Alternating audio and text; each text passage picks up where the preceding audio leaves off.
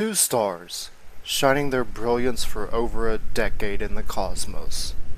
One day, something happens, and the two stars begin collapsing in on each other, forming a new, less brilliant star. The universe is unaware of its loss. This new star is the only one aware of the two missing stars. Does the universe even care that it has lost two of its lights? And if that one star figured out a way to bring back the other two, would the universe care that it sacrificed itself? As we journey through the rift, I want to ask a new question. Why can't all three exist?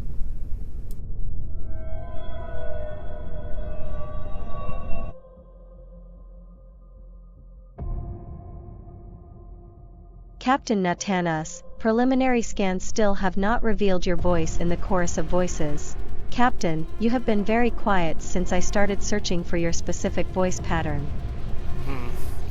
I'm contemplating things, thinking it all through. Return to normal scanning. Regardless of finding me bleeding through the rifts, we still have a job to do. That's what I have to focus on. Something is out there causing all this. It appears that my existence is a side effect of whatever is happening. Scanning for your specific voice pattern halted, returning to normal scanning. Need I remind you that your logs are required to be filled? Yes, I know. Quit reminding me. Given the circumstances, though, I guess that's a perfect distraction from my own thoughts of existence. Booting up simulation HCS-8. Sleep well, Captain. Hello, Minecrafters and Redstoners. This is Natanis Likens, and today we're starting off near the Piglin bartering system and our gold farm, which is not rendering in, probably because I turned down the render distance. It's performance thing, it works a lot better when it's down. But right now I am working on building a massive nether wart farm because I would kind of like to get rid of the nether wart farm over near our base. It looks kind of ugly and we need to get rid of it. We need to move it. So yeah, we're working on this right now, and as I said in my last episode, the foundry is actually done. So let's just go ahead and jump right into it. So grab a drink, grab a snack, let's crank up the tunes and get this time lapse rolling.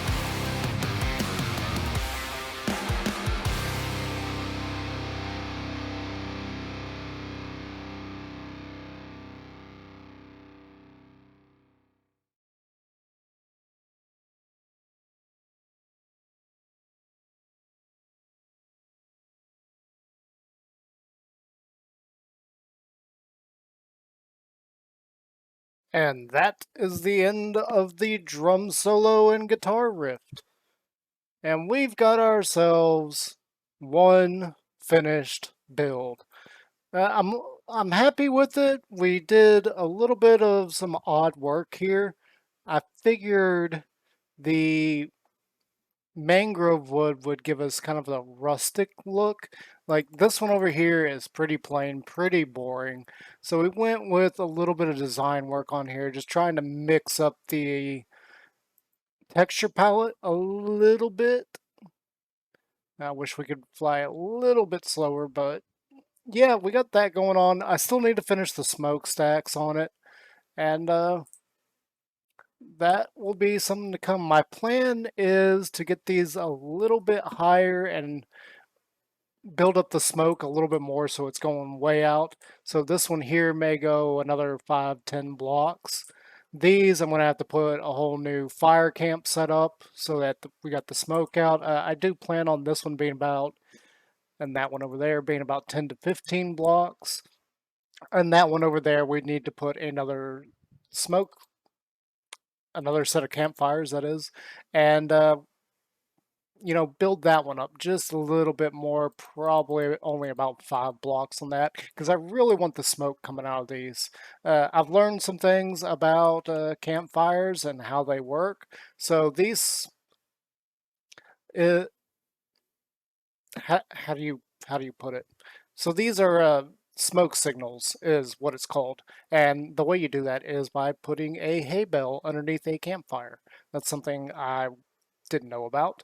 I've been trying to change the color of the smoke. I thought that was a thing, but apparently it's not a thing, or they got rid of it or something. I'm not really sure. From what I remember, it was either putting a, what is it, a wool block underneath it or on top of it, so it changes the color of the smoke. Uh, that's not what's happening here. These, I've tried it several times off camera, and yeah, it just didn't work. So let's go on down and see the work that we did on the inside. I've still got to decorate the inside, and we've got to put a lot of work in it to get everything up and running. But yeah, this roof here, we're just gonna leave it like that. I don't mind it too much. We do have kind of a lighting bug going on there. I'm not really sure if there's a way of fixing that. That has been an issue for a long time within Minecraft, that is. We got the ceiling put in here. I still need to do a floor on this one, and we got the ceiling up there as well. And as I said before, this area we're just going to put a massive uh, lava farm up there, and in here we're going to put a much bigger furnace array, and we'll probably put one on that side and one on this side. It's not going to be the size that I had planned on, because I guess I miscalculated when I did all the work here, because this is only 12 blocks long instead of 16 that we needed, and this should still, no, that is right. That is how I did that down there, because it's 32. This is 32 lava sources total. So that we get basically 2 stacks of buckets filled up with all these. So yeah, that should be fine. We'll worry about that later. I've still got to do all the work in here. And as far as decorations, I've started a little bit of decoration right here, as you can see with this uh, lantern. There we go. I lost the word. And we got to do a little bit more in here and kind of get some light going on in here. Originally, I was thinking something a little more industrial as far as lighting with the lanterns. However, I've had a thought with those frog lights. I may try that out in a testing world and see if I like it. I think we could do something like fluorescent lights in here. Maybe. I'm not really sure about that right now. I'll get back to you guys on that. For the most part, this is just going to be a giant furnace area for smelting various things. And that is pretty much this build done, except for obviously decorations because this is pretty draft looking at the moment. We'll come up with some things to put in here. One of the things I do want to do is add a crane in here, but I don't know if I made the ceiling tall enough to add a crane. We'll find out. The main concept of this entire build was that this is kind of the coal refinery. So well, I mean, it doesn't have much to do with the name Foundry, but yeah, this is supposed to be a coal refinery. That is kind of what I'm going for. Fly on up again, and we've still got, like I said, we've still got to put the smokestacks in there. These are just kind of a test design for smokestacks. Something I've always wanted to do is really work with brick and make smokestacks. So I've never actually made one before. Uh, we still got the issue. Ooh, excuse me. We've still got the issue of the deep slate. We gotta go in and like texturize that badly. But yeah, that's all for this project. And let's see what else we can get into, assuming we don't run over 30 minutes again. Yeah, I apologize about the last episode. It was a little bit long. So I'm gonna start doing the edits for this episode right here and see how long this actually ends up being. If it's longer than 30 minutes, we're not gonna make another hour-long episode. I really promise to get better at that. It's something that I noticed as I was working on the last episode, and I didn't even have the time lapses in yet, was that it was getting pretty long. And then once I had the time lapses in, it was, yeah, it was a little long. Not much I could do about that. We did ramble on quite a bit. And speaking of which, we're rambling again. So I'm going to stop here and let's see what we get into next. I do need to do a little more decoration on the inside. Of course, we got our first lava farm set up here. That's the original one. Then up here, we added a layer here and moved up all these super furnaces one layer. And of course, we've added some lighting. I did change up the staircase a little bit. You can see that we've added some polished deep slate walls. I think it looks a lot better than just having the iron bars. I lost the word. It does look a lot better that way. I still need to put some lights up here. I'm not really sure how I'm going to do that. I'm probably just going to do like one over here. That way this isn't like right up against the wall. And then we got a little bit of light fixture going on here and around these guys. I had to make this one a little bit shorter because of the ceiling. And then come in here and we've got one window there. I plan on making this kind of a storage area for different things that need to be smelted and maybe even like a little workshop in this section. We're only able to put in one window because the outside wood pillars are like right here in this general area. So that's not really what I wanted. I wanted to put a couple of big windows in here. We may still put a couple of them on this wall. We can do that. I just haven't decided exactly how I want that to look. And back here, we have a furnace array. Ignore the scaffolding right now because it's really my only way up to those chests. I'm probably going to do something else that allows me to get to those, but I'm not exactly sure what. I did want to kind of hide the mine carts, but yeah, then we'd have like two different roofs here, and I don't think that's a great idea. I'm not really sure how I'm going to end up making this look in the final product, but for now, this is just how it works. And the main reason why we are going ahead and coming in here is because with the work in the nether, I need glass, and I don't have that much. So with that, we have taken a lot of our sand from the Guardian farm that we used to clear it out and put it in here. This is already full. So we're going to go ahead and use this. I'm still debating what kind of functionality we want to put here. We got buttons here. So the top button is just going to send the items around and into the various hoppers. The bottom one is for the fuel, and then this middle one here activates both of them.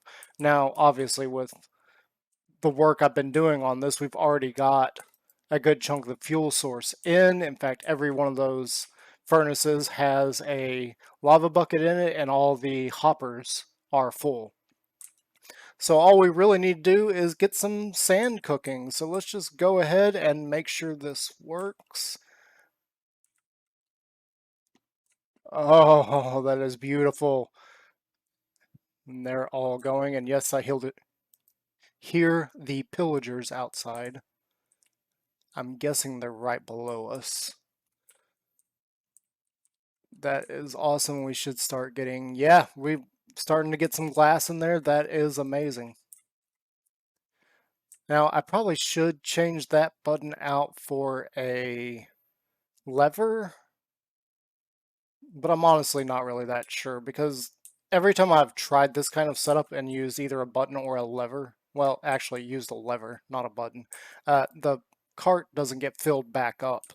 Now, there are minecart loading systems that we could potentially use. The only problem is I've kind of limited myself on space here with the design of everything that's going on here. I'm not really sure about having all the andesite. It does look nice for now, so we are going to just leave it like that, but we do need to change that up a little bit and get some other colors in here.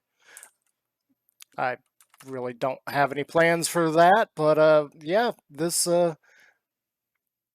furnace array is actually working. I'm kind of surprised that it worked first try. I haven't had good luck with these in the past, so yeah, these are going and we're getting some glass so we can continue on with today's project. I'm going to sit here for a little while and get some more glass and continue on with the nether wart farm over near our gold and bartering system. So I'll be right back. Okay, so we're back up here at the top of the nether farm, the nether, and we're going over to the netherwork farm to show you a bit of work that I have managed to do on it. And so far, this is what I've got for the decorations. We got some gold up there with some netherwart blocks and then some red nether brick up top and some gold showing through the glass. That is kind of something that is a staple of mine. I kind of like that look for some reason. But yeah, this is the netherwart farm. We got quite a few sections here with how many? 36 netherwart growing in total on each one of these. And the whole reason I was down in the base nether is because I went and grabbed some orcha, orca, however you say that, frog lights, because I thought these might fit in really well with the gold blocks. I don't know if these are directional, so we're just going to add these here on top of the glass blocks and see how that looks. We're just going to do a few sections. I'm already kind of liking this because that kind of yellow look of these blocks kind of works with the gold a little bit. Yeah.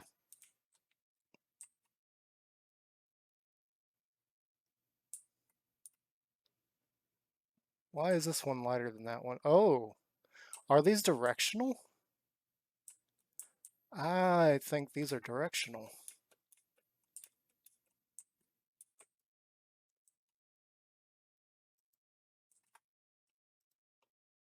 Oh, they are directional. I'm not sure. I kind of liked them like this. I think that looks a lot better. So we're going to have to rearrange these a little bit. And it's a good thing to play with these, see exactly how they look and how they work. These are directionally based as well. So let's have all of these facing the same way. That is something I didn't know. I've not played around with these at all. So yeah, if you're using frog lights, they do have a bit of a directional thing, and that is interesting. I didn't know that. Another block that has different looks depending on which way you face it. That is interesting. I'm not really sure what that means. We could do a couple things with that. That does, one idea I had with these things, it does fit really well seeing that they do that. I had an idea for a fluorescent light design, and these, like with the clear directional pattern that you can do with them, it would fit really well. It does mean they're a little bit more of a hassle to build with, because now you got to think about how you're facing them.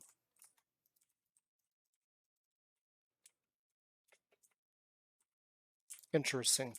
Yeah, let me get on with this and finish these up here and see where we're at with video time because, I did do the last episode and it ended up being very long. I haven't even messed with the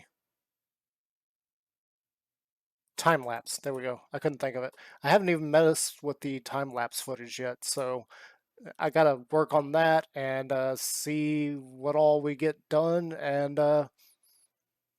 see where we go from there because I really want to kind of build up this area a little bit, but we got a city that we got to build. This can wait. I'm just doing some decoration things because I was spending a lot of time up here with the nether wart because I was contemplating on moving the nether wart contemplating moving the nether wart farm in here. And yeah, that's what we ended up doing. And I'm really liking the design we've gone for. Oh, and one other thing while I'm thinking about the soul speed. Now, I thought the soul speed only worked on soul soil, but apparently I was wrong and it works on any of the soul blocks. So if you see, we put them on and we're actually moving a little bit faster. It's got a cool little thing going on. I haven't used these ever before, so I'm kind of glad to be using them. There is one downside to them. They slowly break as you walk on any soul sand or soul soil. Yeah, I'm not a big fan of that, and this we may end up changing this a little bit. I noticed that I can't just walk straight out of these. I actually have to jump out. That is kind of unintentional. I did not mean for that to happen, but I was trying to make this whole area spawn proof, which does and doesn't work because piglins and hoglins, no, piglins and zombie piglins still spawn in there on the soul soil, soul sand, and say the right one. So unfortunately, and we still gotta spawn proof everything up here. So yeah, let me get back to it and quit rambling on and get to finishing this up. Alrighty, so I've spent a little bit of time doing some decorations and we started editing this video. So this is where I'm going to leave off at. And let's go and take a little bit of a look at some of the other things I have been working on up here. Now, as you can see, we've got all this slabbed up and ready to go. It is completely cased in and we've done a little bit of extra work here because I didn't like the fact that you were just looking straight out into the nether on this. So what we've got going on is a lot of zombie pigmen. I did say that there's a bit of a spawning issue. That's something I can't really undo, but you know, it is something we're just gonna have to deal with, and hopefully it doesn't become a problem. I also didn't realize that Endermen were gonna be able to spawn in here. Oh well. So one of the other things that I have done is I've added endstone all the way around. I think it adds a nice little color variety, so everything's just not completely and utterly dark. Uh,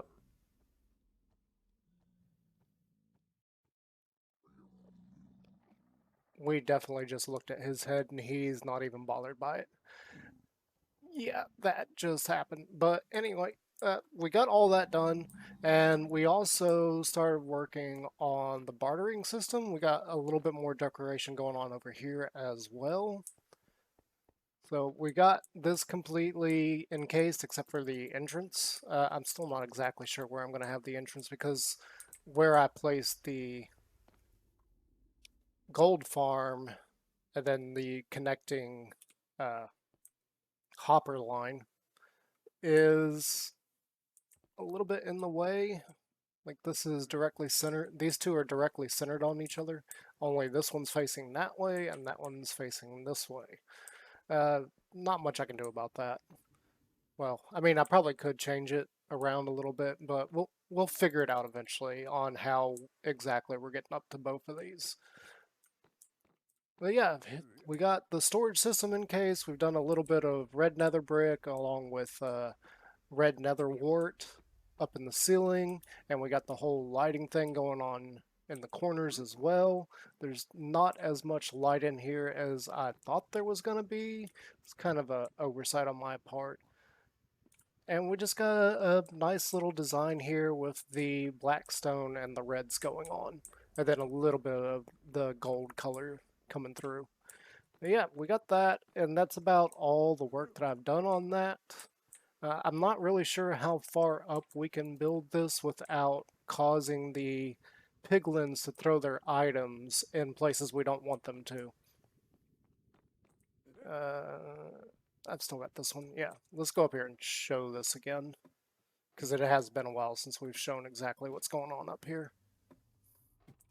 Okay, so we got these hopper catchers, I guess I'm going to call them, and that is approximately where the piglins will be throwing their items. Now, for anybody that doesn't know, this whole thing was kind of an experiment to try and help out Tango Tech with his problem with a similar kind of design. I mean, it's not that similar. What he was actually doing was building a Ferris wheel, and I wanted to experiment to see if we could make it to where the piglins throw their items in a specific spot. And we sort of could, and we sort of could not. So there is a certain spot in here that the piglins will actually drop their items, and that is approximately here. Now, the problem with that is that there's actually a little bit of variation on that. So, without a player being detected or a path block, they end up dropping it. But sometimes it doesn't drop exactly where you want it to. It may drop here, it may drop over here, it may drop back here. There's no real way to 100% guarantee where they are going to drop if the player is not visible to them. Now, with that being said, what I actually did is I set up a pressure plate there that I can AFK on, and because the piglins can see me, they are going to throw their items onto these hoppers 90% of the time. There is still a small chance that it will go elsewhere, fall onto the roof below, which actually wasn't there beforehand, and it'll eventually despawn. But it's only a small margin of error, so yeah, that's just something we kind of have to deal with. Unfortunately, unless you're doing one where they are standing directly on a hopper, there's no guaranteed way to make them throw items somewhere specific. 100% of the time, that is. Like I said, we've got it to where we're catching probably about 90% of the items that they are throwing out. There's no way around that. I've tried a lot of variations on this. If I build up a wall here so that they can't see me until they come to these blocks, unfortunately they may throw their items back here when they can't see me. So yeah, there's no way around that. But yeah, this was basically just an experiment. And I liked it enough that I thought, let's go ahead and build that. Now, there is one slight problem to that, and that is the gold. And that is why we have 344 levels, because I've been spending some time AFKing up there. These are all full now, but the backup for the trading system is not. I think right here is where it ends, and then in this hopper. And the reason I did this is because I did one overnight session a while back, and it completely cleaned me out. Like, all the gold was gone. And I've only got 2 piglins. Like, I believe Tango's uses 8. Yeah, he goes through probably a ton of gold. But that's why we've got this weird chest set up here along with over on these sides, because this thing will actually go through quite a bit of gold while doing all the bartering. And there is a piglin up here. That is not good. It's probably because of these blocks over here. I didn't even realize that I forgot to cover them up so that they can't be spawned on. But yeah, that's what we got, and I think that's where we're going to end this episode, because I have been doing the edits for it, and it is already 33 minutes long, and I hadn't even done the intro or the outro yet for it. Yeah, I've got to get on that, and we're also about 2 weeks ahead on making videos, so I think this coming week I'm going to be spending some time over on Twitch. That is twitch.tv/NatanisLikens. I should hopefully remember to put that on screen right about now. So join me over there. We're going to be doing some resource gathering this coming week. We're going to need a lot of coral for the road systems and a lot of other blocks that we're going to have to collect up. So yeah, that is the plan for this coming week. And if you like the video, please leave a like. And if you loved it, think about subscribing. And leave me some comments on how you think I'm doing, like as far as building and the actual videos. Like, are the videos good? Are they too long? Are they too short? Do you like the music? Let me know what you think so far. And I will catch you in the next one. Bye-bye. Well done, Captain. You have caught up on your logs for this past week. Yeah, thanks for reminding me, Felicia. It's not like I've got anything else to do out here other than review the data you've collected on the rifts. I have organized all the relevant information for you. Where would you like to start, Captain? Alright, let's break it up into 3 sections. First, irrelevant information, things that have nothing to do with our investigation. We'll save that for last. Second, anything that corresponds with what we already know. We'll review this information second. And finally, any oddities that you have noticed. We're going to go over these first. No signal was detected from the main version of False. An odd sound was detected within Impulse's video, then vanished upon rescanning, and there is a small piece of evidence that Welsknight was detected within the Hermitcraft universe. That's odd. Nothing coming from the universes such as Empires or Psycraft? Nothing of note. Wait, hold up, go back. You said Welsknight was detected despite his odd disappearance? That is correct, Captain. A small portion of his essence was detected within a signal from B-dubs for a brief few microseconds. Well, now, isn't that interesting? Now, why has only a small portion of his essence been detected in somebody else's signal? I guess we'll find out sooner or later. Time will tell.